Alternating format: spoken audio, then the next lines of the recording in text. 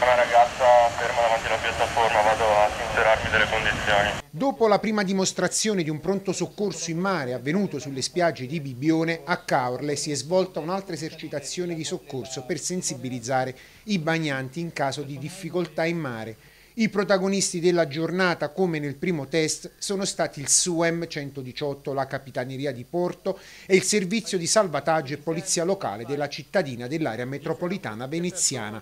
L'esercitazione è cominciata con la dimostrazione di una bagnante che si è tuffata in acqua da una piattaforma procurandosi un trauma. Episodi del genere sono tra i più diffusi, come ci spiega il dottor Fausto Ferra, coordinatore dei punti di primo intervento a causa dei fondali bassi.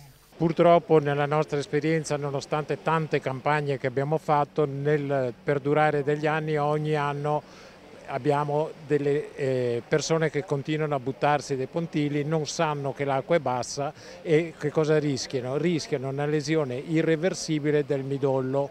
La prevenzione è quella non tanto del sapere cosa succede, ma del sapere cosa non si deve fare. A questo punto sono entrati in azione i soccorsi dopo la chiamata al 118 e la Capitaneria di Porto. L'infortunato è stato immobilizzato e trasportato a riva dai soccorritori e stabilizzato dal personale del pronto soccorso che lo ha caricato in ambulanza.